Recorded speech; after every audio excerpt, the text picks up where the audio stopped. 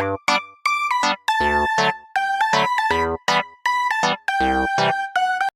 few moments later. Dumating na nga mga B ang in-order kong wall bricks. Bale 50 pesos pala ito mga B. Naghahalaga lang naman ito mga B ng 342 pesos. Wala itong shipping fee mga B at sa Shopee ko nga pala ito nabili. Sobrang saya ko talaga mga B at hinihintay ko talaga itong wall bricks na ito.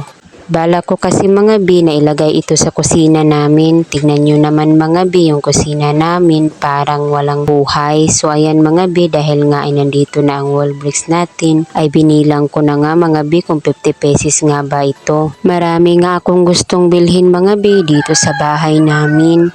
Kahit lang naman mga B, simple lang itong bahay namin. Pero gusto ko mga B na bumili ng mga gamit na magagandang tignan. Alam nyo naman mga B, kahit anong pangit ng bahay natin, kung may mabubuting puso naman yung nakatira mga B ay okay yun. Kasi nga mga B, kung maganda naman ang bahay mo tapos hindi ka naman pala matatakbuhan, para kang walang silbi sa iyong lipunan. Kasi nga mga B, dapat nagtutulungan tayo dito sa mundo. Balikan na nga natin mga B na kahit simple lang yung bahay natin, pero nilalagyan mo ng magagandang gamit, inaayos mo ng mabuti, nagiging maganda na rin itong tignan. Alam mo mga B, kahit simple lang yung bahay natin, kung own naman natin na bahay, nakakasarap sa pakiramdam yun mga B, lalong-lalo na kapag nakabukod na kayo. Dahil mga B, maaari nyo nang bilhin mga B ang mga bagay na gusto nyo.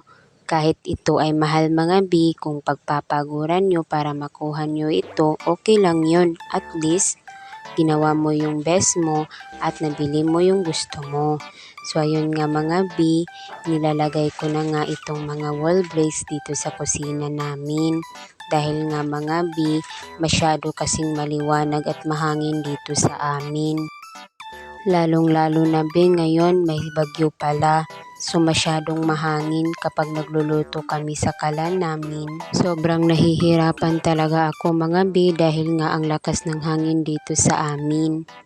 Kaya nga mga B, sobrang thankful ko at nandito na ito. A few moments later. Ganito pala mga B ang hitsura ng kusina namin kapag gabi.